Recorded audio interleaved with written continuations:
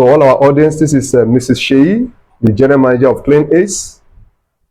Thank you for joining us on this session today. I know you are quite busy, and today we'll be learning a lot from your experiences. We understand that for over about 10, 11 years now, you've been with Clean Ace, and God has helped you to grow to this level. So we want to learn from your wealth of experience, and I believe it's going to be an impactful session. To all our audience all over, we hope you will learn something from this, and it's going to be actually a transformative session for us. Thank you once again for coming live to our podcast. We really appreciate your time. I'm also here to learn myself, so not just to do this section. So I came with my book and my Bible. This is a space for entrepreneurs, intrapreneurs, and dream chasers. So we believe you will learn something impactful from this session. All right, Madam Seyi, quickly, let me ask you this. What is one of early life or early career experiences that shaped the woman you are today? What were the experiences that shaped you to what you are today, ma? Let's start with that.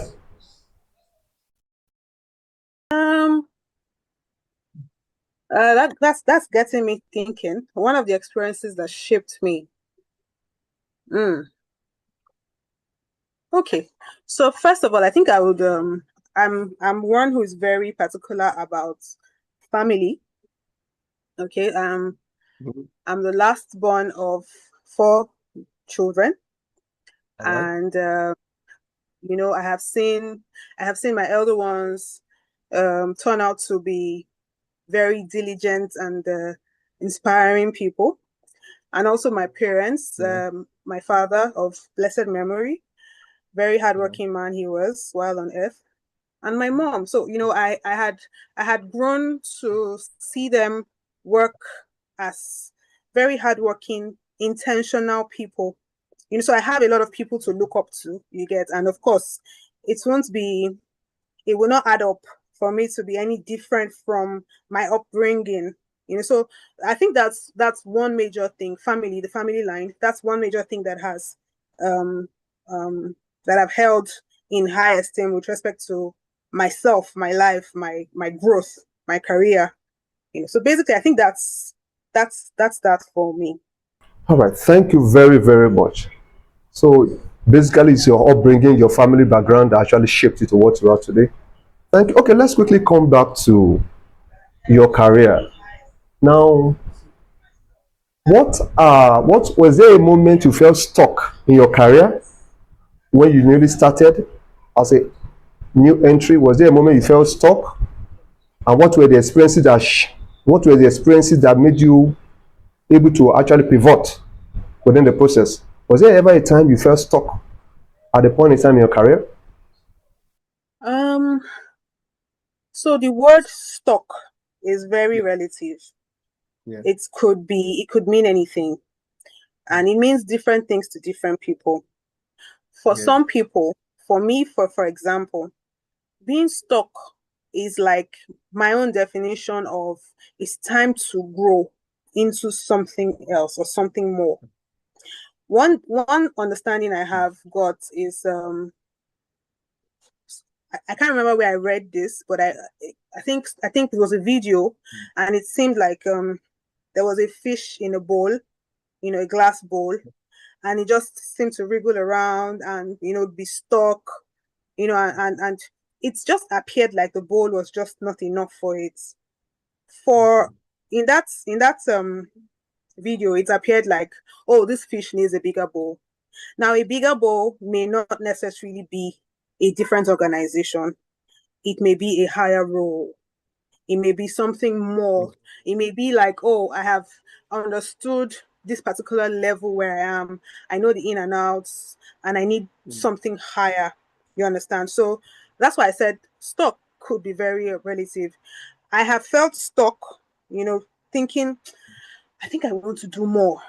I have much more to give than just this level. I want to move on to the next level. Yes, that's my definition of stuck. And, you know, from my first level cadre in cleaners, you know, at some point I had to keep moving.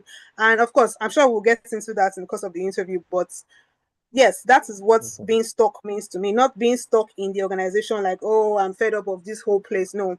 My own type of stuck was I can give more than what I'm giving now. And I need that opportunity to give more. Okay. Thank you. Wonderful. Thank you very much. I think that is something I've actually learned something from that session. To all of you watching us live on YouTube, on Facebook, I hope we are learning. Okay, what is one truth about rising in your career that nobody told you early, but you had to learn it the hard way when you started? One truth in your career that nobody told you that you have to learn the hard way. Can you remember any situation like that? One truth in your career that nobody told you about, you have to learn the hard way? I'm not sure. I'm not so sure, but I know that naturally I'm not one to. I'm okay. So one thing I know that I have learned, it's not like it's a hard thing, but I've learned that there's always a way. In whatever situation you find yourself, there's always a way. And in my organization, I learned that, and it's almost like I keep learning, or that knowledge keeps springing up at every time. So no matter the situation we find ourselves, on whatever teams, whatever departments, whatever situation we find ourselves, there's always that learning, that knowledge at the end of the tunnel, that light at the end of the tunnel, like there's always a way. So you would always come out of what might seem like hard right now. You would always come out of it. So one thing I keep saying to my teams, one thing I know that I have learned is there is always a way. Yeah, it's normal to hear, oh, God will make a way. People say it, but when you experience it, it's different. The sentence sounds just totally different when you experience it. So I have always known that, yeah, God will make a way. I mean, we sing it, but there is always a way out. There's always a way. So that's one key thing I have held on to so far. Thank you very much, ma. All right, ma. Basically, I think we need to. I'm not even taking my notes anymore. I want to ask you questions that can actually benefit our audience, because our target audience is actually 18 to 40 years. Now, man, I want to ask you this. Now, considering young people, young graduates or young entry people that just graduated and probably trying to they've joined an organization, and they felt, look, it will take me a while for me to be able to climb to the level you have gotten to now. Now, based on your experience, what will be your advice to people like that?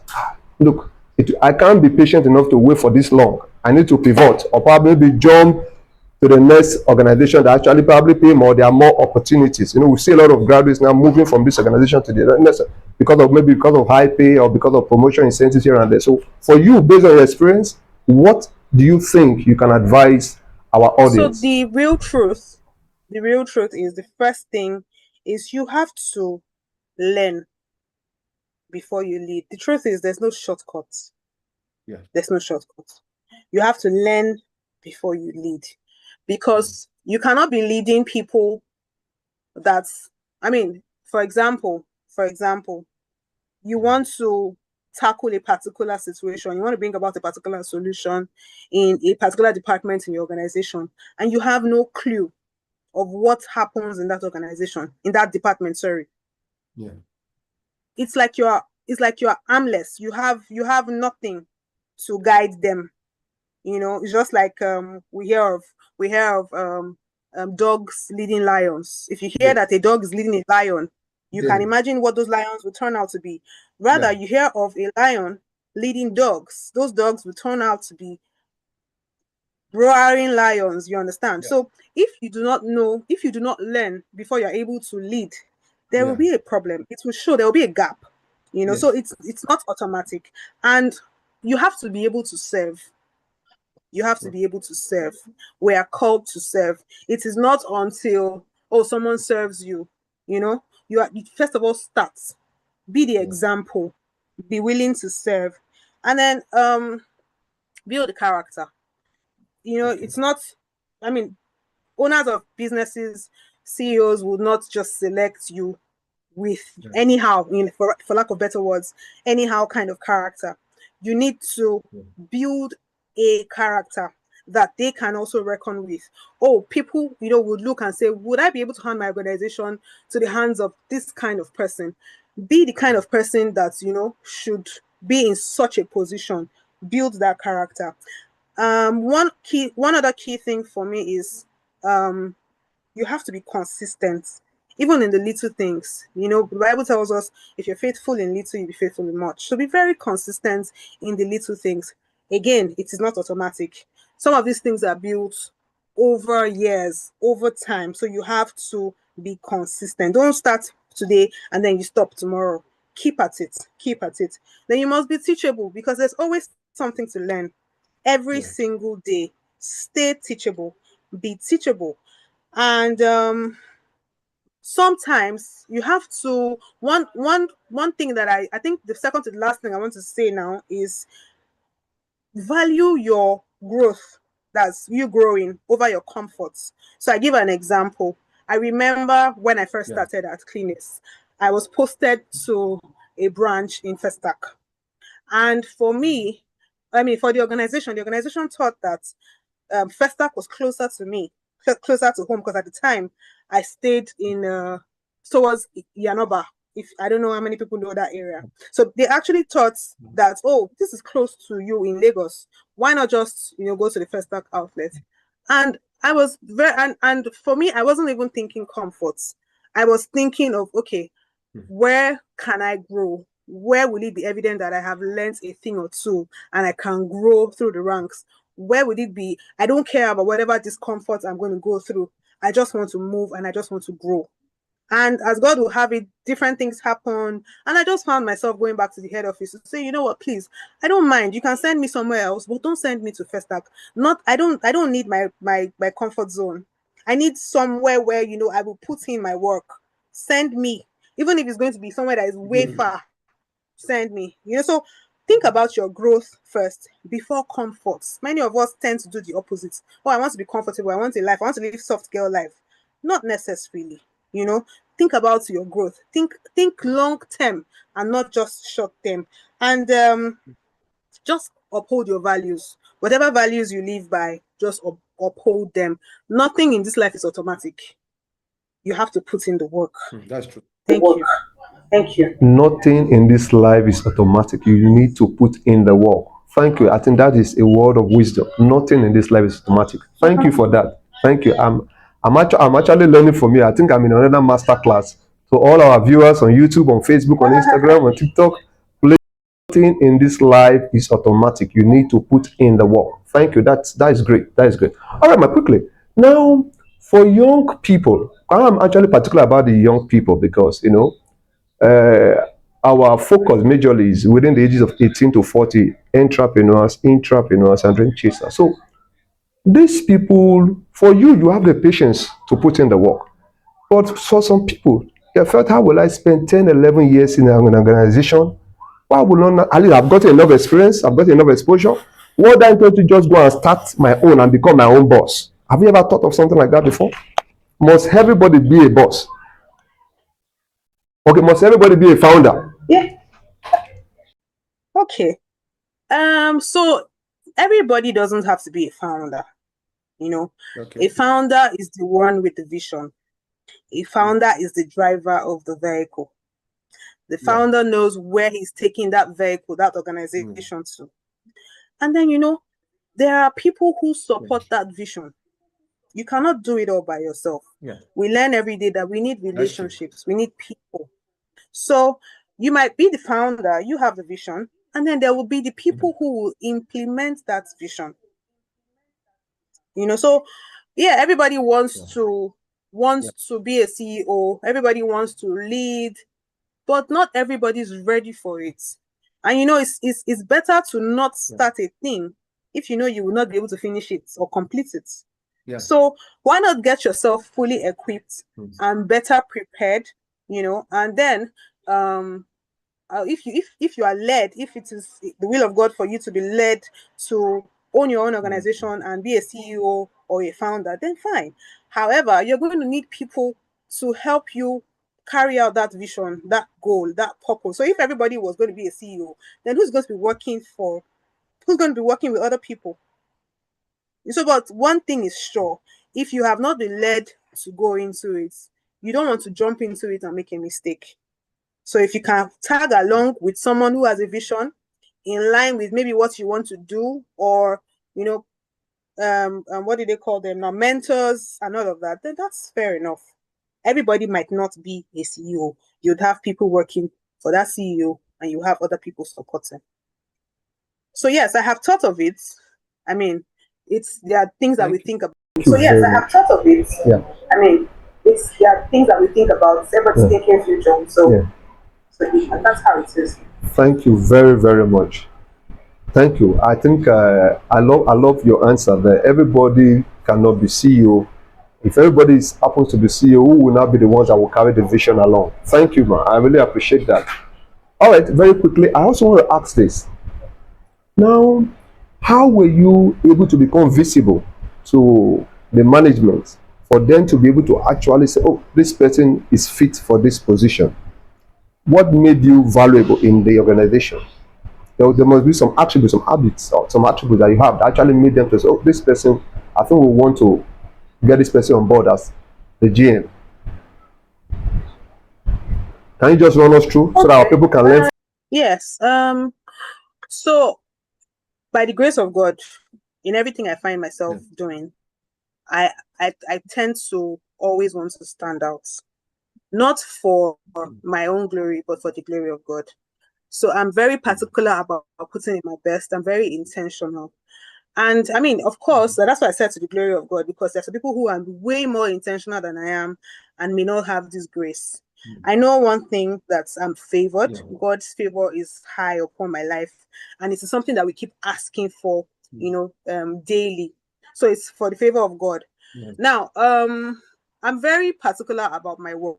I put in my best, and I mean, if it is worth doing, it is worth doing well. So I'm sure those are the things that the owners of the business may have seen and have thought, oh, let us consider this. A lot of people mention, oh, it's worth it. It is from their own perspective. I don't know what they see, but from my own perspective, I feel like every owner of a business will want someone who has a heart towards their organization, who has a love towards our organization, and who also keys into their own level of vision too. So they must have seen that and have thought, let's give her a try. Thank you very much. All right, I need to also ask this. Sorry, it's still actually a fallout of what I asked earlier. Some in an organization, you will see some family member or team members will tell you, look, don't kill yourself. It's not a do or die affair. Are you the owner of the organization? Why are you carrying this thing on your head? Have you ever had such when you were actually coming up? Is it your father's business? Why are you carrying this load on your head? Have you ever had such before? Yes, a lot of people say that. A lot of people say that. It's just when you make up your mind to stand out. When you make up your mind to stand out, nothing will take you away from that plan. The mind is a very strong place. It's a very, very strong place, and that's why the mind, the heart, that's why the Bible tells you to guard your heart with all diligence, because out of it flows the issues of life. So if you just allow just about anything come to you, when I started at my organization, a lot of people said all sorts of things. Oh, in this place, you will not grow. You'll be on the same salary for 100 years. Oh, in this place, they will not promote you. Oh, in this place, in short, you will not even marry, because you will not be able to have a relationship, because you're always going to be working from Monday to Saturday. And guess what? For me, it was totally different.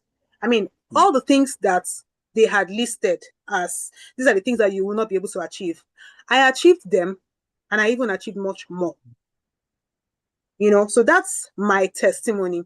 So when your mind is set out to do a thing, just follow through with it. Don't listen to, when you start listening to all sorts of things left and right, those are things that kind of make you sink. And you do not want to sink when you're trying to find your feet.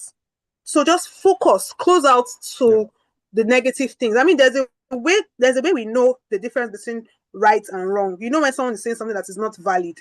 I know when someone is saying something that is true. And if you have made up your mind to go for the thing that is true, when you hear a negative thing, you just know that is wrong. I'm not going to go with this negative thing. I will follow the truth and I'll follow it to the latter. So that was how I hear all sorts of things. Even up till dates, you still hear a lot of things, but your mind is fixed and you just want to do the work and focus on it and do it well. But this thing is actually, the way you said it now, is actually quite easy because we've gone through it. But for young people, young professionals, that want, what do you think would they need to stop doing for them to be able to rise in the organization? From what we have just discussed now, what do you think for young professionals now that are just entry level, that just enter an organization, what do you think they need to stop doing based on what we have discussed now for them to be able to rise and become noticeable in the organization? What habits do you think they need to imbibe? Okay, so what habits do they need to imbibe? First of all, there's a lot of distraction now in this world, in this Lagos, in this life, in this Nigeria. There's a lot of distraction. There's social media. You could turn on your phone and you're scrolling, and the scrolling just never stops. Those things are distractions. For example, while you're at work, you should be at work 100%. If you say, oh, I have never stolen from my boss, I've never stolen from my organization, you might be lying. And that will mean that there was work time. You probably were watching YouTube videos on your laptop during work time. That's wrong. That is you stealing your boss's time because you're paid for that time. So if you have work to do, even if you don't have work to do, if it appears like you have finished work for the day, and like we say, work not a finish. So even if it's like you have finished work for the day, you still have other things you can think of to, make use of that time that is being paid for. It's not the time for you to start to scroll through social media and watch YouTube videos and use up the organization's internet to run things. No, focus on it. And even if nobody sees you, God sees you. And the truth is, even your organization, the owners of your organization will know that there's something that is not adding up about this person. One person might just, some of our computers are also tracked. So let's see what this person has been doing with our internet over the period. And it's there. Meanwhile, you might be thinking in one corner of your house that, they've not promoted me, but they've noticed these things. They've seen the trends. If you are totally interested in that organization, you would always think about the positives to make that organization grow. You would always think about the things to do to improve that organization, to improve sales, to improve revenue. You will always think about those things. So if you have free time on your hand, it is not to play. It is not to watch videos. It's not to play cards on your computer. It is to put in the thoughts, apply the thoughts. What can I add to make me different? What can I said something at the beginning that I always plan out to be outstanding, and I'm very intentional. I want to do what I want to do, and I want to do it well. Not because I want to be known and they should see me. As a matter of fact, many of the things that I've done in my organization have been behind the scene. I don't come out saying, oh, it's me, hello, I'm the one who did this. No, I prefer to even be behind the scene and give it up to my team and say, oh, my team carried this out, and that's okay. Nobody really needs to know how much effort I put into it, but of course I will put in a lot of effort, but I don't need to come out and start to show it. So a sense of entitlement too is another part. It's not because you have done this they must give you that. It is your responsibility to do that because you are being paid for that. So if you now decide to go over and beyond what you're expected to do, then you stand out. Even if they do not see you, God sees you, and God can direct their hearts to see you. So it's beyond just complaining and saying, oh, they have not recognized me. Have you put in the work? So that's it. Thank you very much, ma. Thank you. Now, for all of you listening to us now, the time that you use to actually check your WhatsApp messages, check your emails while at work, you are actually indirectly stealing from the organization. Whether you don't have to actually steal the funds or the cash, The time you are taking from organization actually is actually costing the organization something. So these are some of the attributes that you need to actually watch out for. Thank you very much, ma. That is well noted. Now, ma, now the other question I want to ask is this, ma. Now, for you growing up in that organization, for you to get to this level, you started from the entry level. Definitely, also you have leaders that also lead, that also the head of your department. Is that also? Because I've always believed, I always tell people that look, it's whatever you sow is what you reap. If you want to be a good master, you must be a faithful servant. How were your experiences when you started? How were you able to work with your, I will call it your HODs then? What kind of mindset did you have? Were you start and say, oh, this, no. What kind of mindset do you have when you're actually working with your superiors? What were the things that actually helped you to be able to, in spite of, the challenges here and there in the workplace? Of course, we understand the challenges. How were you able to, while you are growing now, how were you able to navigate those ways? For young people watching now, and they have maybe some head of department actually making some, we say this man wants to make my life, wants to frustrate my life, or this person wants to make me to lose my mind or my mental health. So how were you able to manage those areas? Okay. Yes. Well, I started off as a customer relationship officer, and yes, I had team leads and I had managers as I grew through the ranks. So one thing I know that I held very dear to my heart is, as much as you have managers that are managing you, the team member, you also have to manage your bosses. Yeah. I have a very dear brother who was my manager at the time and has kind of turned to a brother, and he says, your oga is managing you. You self learn how to manage your oga. You self manage your oga. So there are some expectations. There are some things that you expect your manager to tell you. Maybe you don't like the way the manager has spoken and has said, why did you come late or whatever. You too, why did you come late? You know the kind of things that your oga does not like. Why did you do it? So it is not a one-sided relationship, manager and team member. It is interwoven. As your guy is doing this to you, you too do that. What kind of reports do you send to your guy? Is it a report that will give him a headache? Or one that you say, oh, Seyi has done this work. It's time for me to move it. She has put in the work and it's excellent. So manage your guy. Your guy is not the only one that is in the management business. You too manage him. You know the kind of things your boss wants on the job, provide it. Your boss also. So from what I've said is, I really didn't have any problems with any of my bosses, any of my managers. And I think, of course, then again, it's God's favor, because people go through stuff. So I really didn't go through all of that. Oh, I have a manager that is affecting my mental health. Because I was just very intentional about my work. I want to get things done before anybody comes to ask me for it. Are you there? I want to get things done before anybody comes to ask me for it. I'm the kind of person who doesn't like to be in a position where I am sorry for something. Not like I don't know how to apologize, of course. I know how to apologize, but that I will come and start apologizing that, oh, I was supposed to send in this thing, I didn't send it, I'm sorry, I'm late. No, I don't like to be in that situation. So I like to be on time or even ahead of time. So I never had those. And people that have those issues with their bosses are people who don't value timelines, or who don't value what's the word now?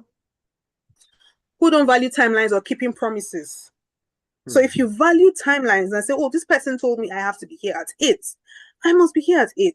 Oh, I'm supposed to send this thing on the 31st. I must send it on the 31st or earlier. Not that on the 31st I will now come and start saying, oh, I'm sorry, I'm unable to send it, I need more time. No, that's irresponsible. That's irresponsible. So we have to learn to be responsible. We have to learn to live up to the expectation or even surpass it. So you don't have any frictions with anybody, any manager or any team lead or supervisor. Thank you. Thank you very much, ma. Thank you. Learn to manage your oga even as your oga manages you. Okay, for our international global audience, learn to manage your team heads or your supervisor or your chairman, or is it your MD, whatever it is, or your GM of your organization. You learn to manage the person, and in return also the person also manages you. So it's a one-on-one situation. You give and you get and you get and you give. So thank you. Learn to manage your oga, and your oga also learn to manage you. Thank you, man. Now let's go to finance, because this is the area most of my audience are actually waiting for. Now, ma, I know for you to rise for a couple of 10, 11 years now, what stood out for you that actually helped you to be able to actually rise to the income level you are now? And what were the things that helped you to be able to this organization, oh, I've been able to give this value? Because I always believe that you must give value to get value. So for you to be able to rise to the level financially, what were the things that stood out for you so that our audience, how they can learn from? Okay. What were the things that stood out for me? So in October this year, I had just turned 11 years at Cleanis, and that means that I started in 2014. And truth be told, to the glory of God, I have seen growth. I have seen a high level of growth in Cleanis, not just financially, in all areas. I cannot write my story of life without talking about Cleanis. Cleanis is a great place to be. Cleanis is a very it's a great place to work. It's a great place to be. If you and the truth is, if you put in the work, you would reap the reward of your work. So, and of course we know the other side of that sentence. So if you don't put in the work, you know what follows.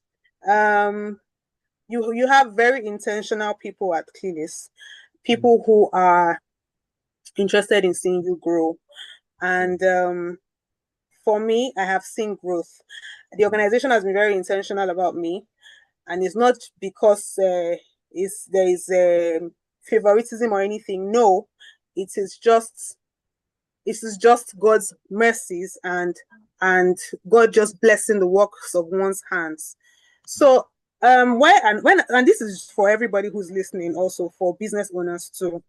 You have to also be very particular about your staff. When you're particular about your staff senses it. So there's something called the social exchange theory. One is expecting to receive just as they are given. So one is expecting to receive just as they are given. So you give and you expect. That's what that theory is. It's a social theory. That's what that theory says.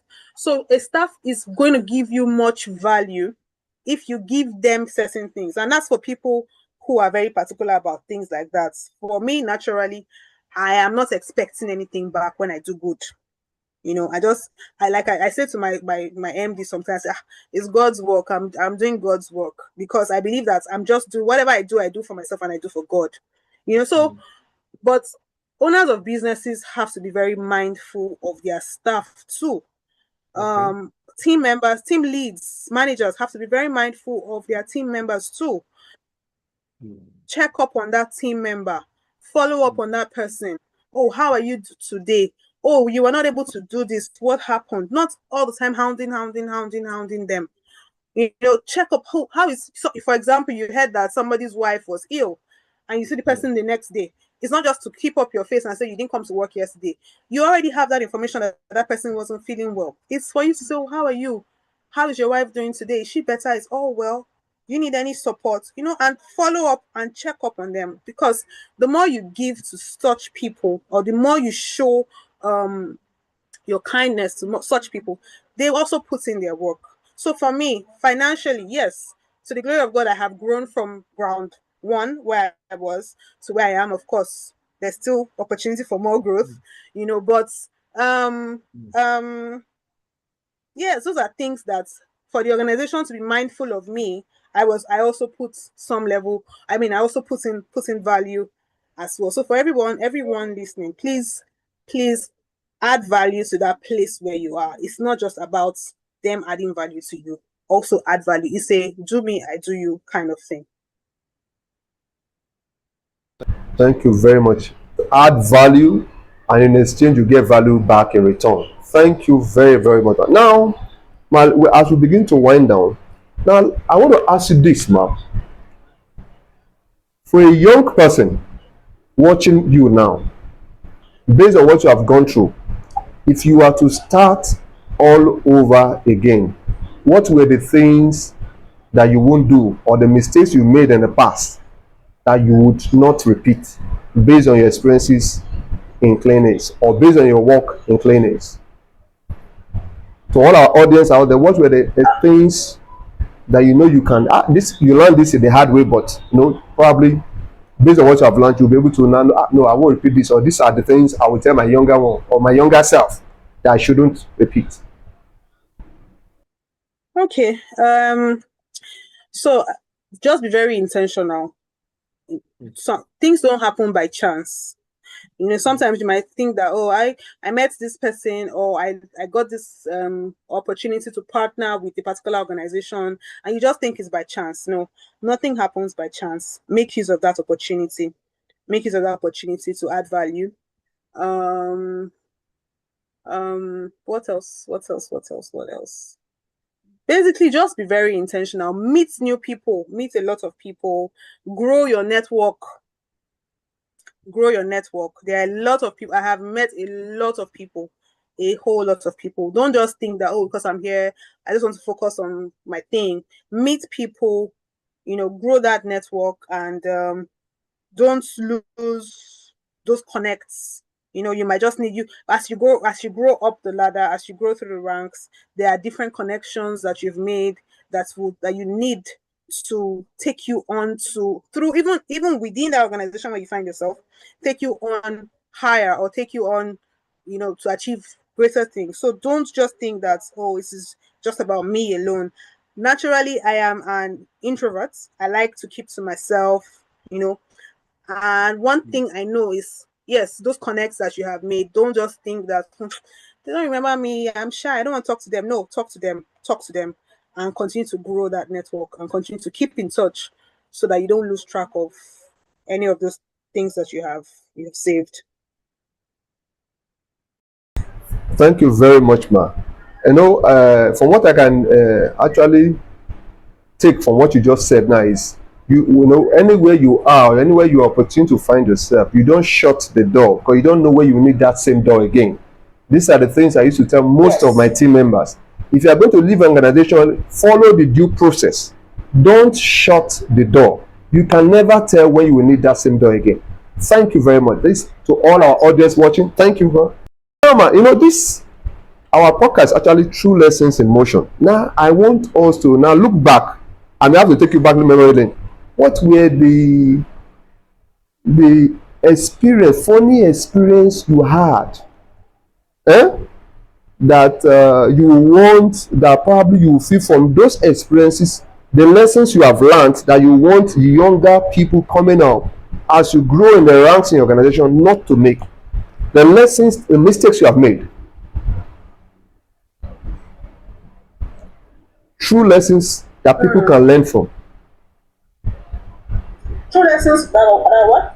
True lessons that you have made as you grow in your career, that our young audience, our audience watching us now, can learn from, especially people that are trying to rise in their career. And I will want a practical perspective so that people can learn from it. Mistake now. I'm trying to think. Maybe while I'm thinking about that, you want to ask me a next question, because off the top of my head now is it's a bit I don't know what lesson or what mistake I have made. I'm not sure now. I'm not so sure now. Okay, ma. I know that we are not perfect human beings. Probably, No, whether I'm not intentional or perfect. intentional, you made this mistake. That's good. And probably something you feel you want our audience to learn from based on what you have learned and how you're able to overcome their experiences from your work career. Okay. I'm trying to think of, so the reason why I am not certain, because I want to be sure that it is one that can add value to the audience. Okay, so so let's say, okay, I might not be giving complete information now, but let's say that okay, there was this time I think I was computing something. Computing at the time I had C.O.O that I was reporting to, and I think I was computing. Okay, I can give two examples. So first, I give two examples. So first, before I talk about the previous one, I started off. I have worked with a manager, a boss who is very particular about external information. So if you're going to give out external information, you have to bounce it off me and be sure that you're communicating right. And of course, that was a good way to ensure that this particular person grows and understands the communication style and how these things go out. And I think there was this one time that I tried to bounce off that conversation with my boss and I wasn't getting his response, and I just thought to check with other managers around and just to find out whether I was okay. And those ones were like, oh yeah, go ahead. And I went ahead and it's backfired. So if your boss has been particular about you ensuring that things bounce off them before it goes out, please stick to it so that you don't get into trouble. And the second thing is, yeah, I was trying to compute some data. I like working with numbers, and I think I made an error, and it kind of affected somebody's salary one way or the other. And by the time I noticed, I was bold enough, without shame, to say, "Oh, I made an error. Please." And I sent a mail. I copied everybody because I'm like, "What's the worst that's going to happen? I'm sorry, I made this error. Please, please, please help me pay back, approve that this is going to go back to these people." And yes, even though I got my manager then at the time who was very understanding us, and he still gave me this eye like, "You made a mistake. Well, how dare you?" But of course, he understood that everybody is human and humans could be prone to errors, but it just taught me to be much, much more thorough with whatever I am going to do. It doesn't matter how small it is. Read it and read it and read it again and be sure you haven't made an error. Thank you. Very much, ma. Thank you. So those of you joining us on YouTube, Facebook, Instagram, this is Mrs. Seyi, the General Manager of Cleaners Dry Cleaners. This is the woman that grew from C.R.O to GM for almost 11 years now. And the fact is, this woman is actually someone we can actually learn from. Actually, I've been opportune to be under her training, and it was quite impactful. So all she's sharing is not just from, it's not braggadocios. She's talking from real life. Because most of when I send her a message, she does not reply me until at the close of work. So she's when she's talking, no, when she's talking, I see that she's actually saying what she is, not just trying to pretend online. Thank you very much for being real and being true to her. Actually, most time I always like to send a message. I will leave you to towards in the uniform. I probably check up on you to see Madam Alpha. Thank you very much. This is True Lessons in Motion podcast. If you have not yet subscribed, please kindly subscribe now. Hit the subscribe button so that YouTube can recommend this video to many people out there. There are a lot of intrapreneurs that needs to hear this. Even if you're a business owner, you need to hear this also because it's about give and take. Please hit the subscribe button now. Share this so that more people can get to hear about it. Thank you.